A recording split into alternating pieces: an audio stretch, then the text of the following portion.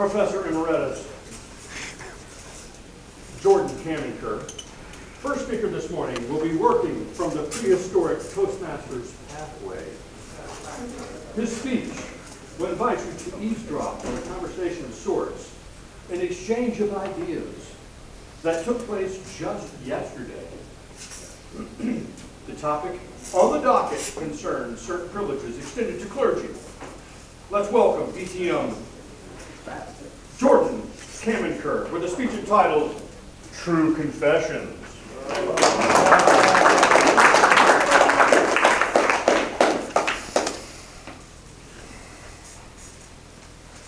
I received word by text yesterday that the state of Washington is amending its law pertaining to the priest-penitent privilege and imposing a requirement on priests, other clergy, who obtain confessions from members of their flock, requiring them to report them to law enforcement if they convey information pertaining to child abuse. I asserted that it was a bad idea. I think that the privilege should remain inviolate, and I met with disagreement. The disagreement essentially says, and it's the kind of thing over the years in the United States we've heard said about other protections that we extend to people who might have committed a crime or might be accused of having committed a crime. Things like, well, if you don't help the police and you enable someone who has committed a crime to go free, then you yourself may be committing a crime. You are enabling the perpetrator to go cause further harm, and so forth. It's not an irrational assertion. I think there's some truth to it, depending on the particular case. And I know for some of you, I don't have a prayer of persuading you. Sorry if that sounded flippant. I had to get flippant in. So, where does this come from? Well, we know that confession has been around for a very long time. But it isn't accorded the protections that you see in the United States in very many countries.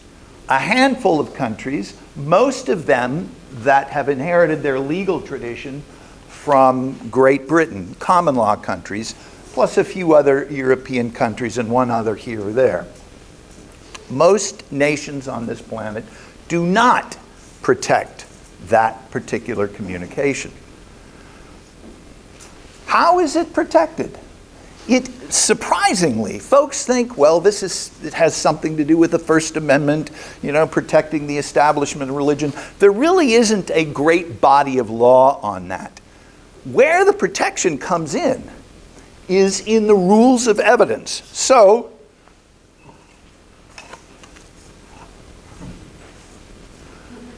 the rules of evidence operate like a sluice gate. They help you determine, the lawyers and the judges, what gets into the jury, so the jury can deliberate and decide what happened and what didn't happen. Facts can get in, or assertions of fact can get in, if the rule of evidence says they can. Maybe something turns out to be hearsay. Objection, Your Honor, hearsay. The rules close. Wait a minute, Your Honor, there's an exception to the hearsay. Business records, the gate's open. You've seen dams where they'll let some of the water in, they open the gate so some of the water gets through. So sometimes information is called privileged. What's an example of that? You guys know. Lawyer-client privilege, right? 90.502 in the Florida statutes. And it says that, generally speaking, communications between a client and a lawyer cannot be extracted from either the client or the lawyer by the opposing party, including in criminal prosecutions. By the way, this extends to communications between a lawyer and the client if the lawyer is not a lawyer but has faked the client out into believing they were a lawyer. The privilege is that broad because fairness dictates it. There's also a husband and wife privilege. And there's also a privilege for communications with clergy, also with psychotherapists. There's also a sign privilege, and I want to honor that. Yeah, it's a 90.502 for the lawyers, 503 for the psychotherapists, 504 for hubby and wife, and 505 for clergy. And these rules of evidence are replicated again and again and again and again across the 50 states. Are there policy reasons for this? Yes. The policy reason that undergirds the rule is that we believe that people, even people who may have done wrong, it's better for society that they have someone to talk to. Maybe someone that can counsel them not to do it again. Maybe someone that can bring them back to earth. Maybe someone that can encourage them to go to the authorities. And so we protect those people. If they know that they talk to their wife or their lawyer or their priest, and those folks can go straight to the authorities and they won't talk, things may just get worse. No nation on the planet does a better job than the United States in its various incarnations of the 50 states in protecting this particular privilege. The suggestion was that people are going to go commit a crime. That's a different thing. There is another statute that says if someone goes, say, to the psychotherapist and says, I'm going to kill these people. This, by the way, is what happened before the Parkland shooting. But there was no such statute in place. The psychotherapist now owes a duty to report. But that's someone who is telling them, I'm going to commit a crime, not I have committed one. I made a confession not too long ago. I was at a hotel in Miami. We'd gone to see the Coral Castle, and the sign at the desk said, thank you for being a loyal Embassy Suites customer. It was very early in the morning. Kay was still asleep. I just started to cry, and she said, what's the matter? And I said, I've been unfaithful.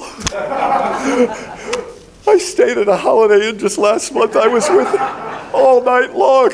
Okay, so we're not talking about those confessions. But these confessions, my friend, they need to remain secure. Toastmasters. Well done. Thank you, Counselor. Speaker number 2 is Amirica, Nicholson. Toastmaster, Amirica, Nicholson. Society trains us to dim our light, to play small, stay quiet, and never rock the boat. But what if we choose a different path? What if instead we are committed to expanding our capacity to be seen by ourselves and by the world around us? Imagine waking up each morning and daring to step just a little bit beyond our comfort zone. Imagine chasing your goals, fearless intention, releasing the fears that have kept you hidden. What would that life look like? We'd stop settling for fine and start creating the extraordinary. Yet there's one critical ingredient most of us miss. Today, Amirica is here to uncover that missing element, the secret spark that transforms simple visibility into genuine presence, confidence, and authenticity. Please welcome Toastmaster Amirica Nicholson.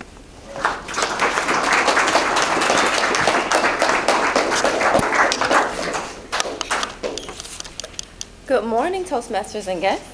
Good morning, America. Think back to the last time you stayed silent in a group.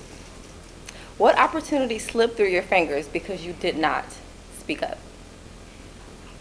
Ladies and gentlemen, this is not a flippant matter.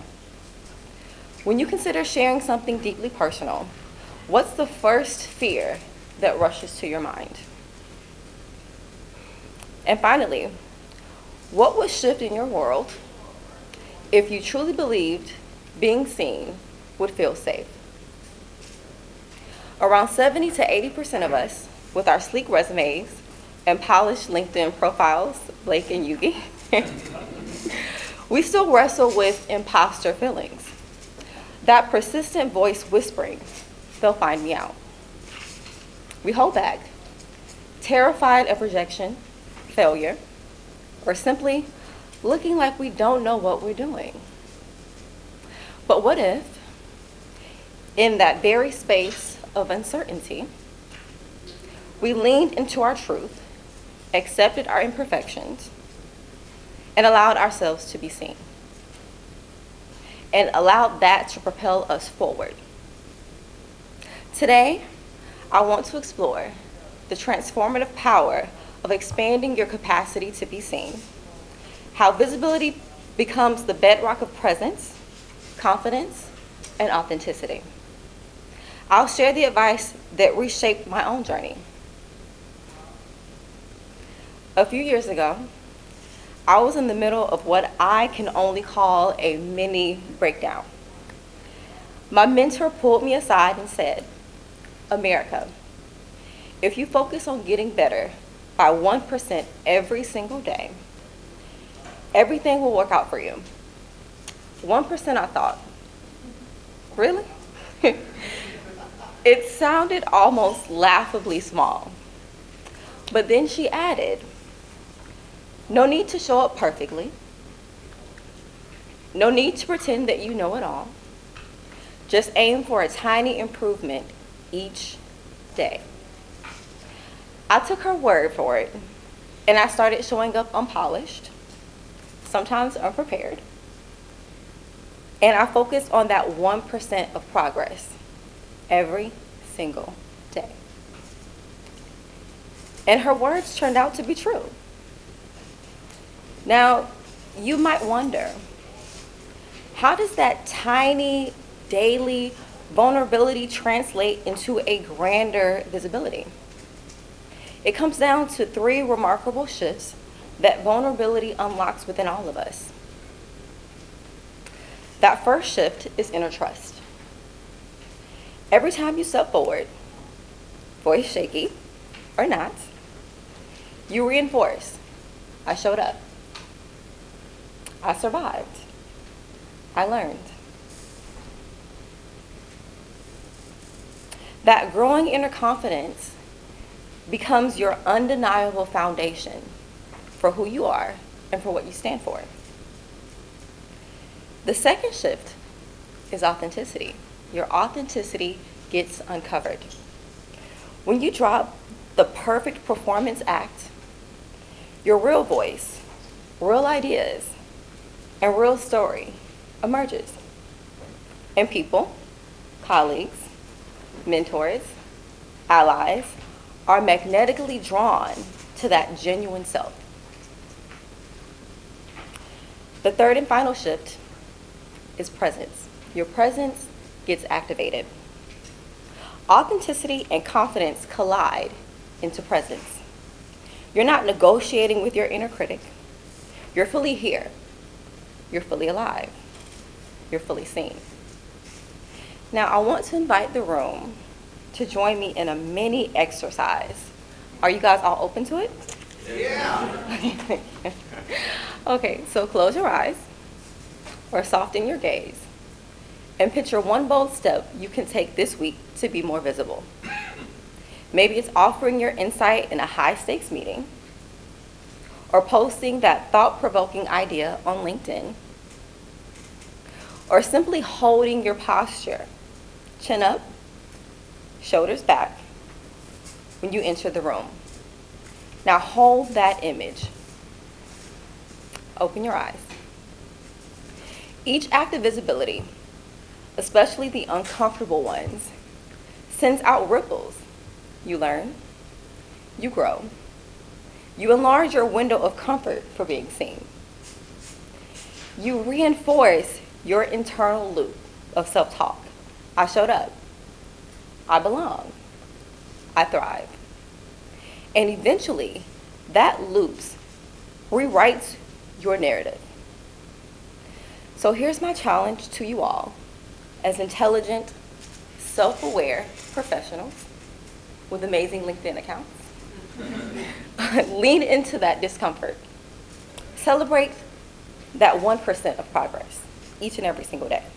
Expand your capacity to be seen, be it by yourself and by those waiting to experience your brilliance.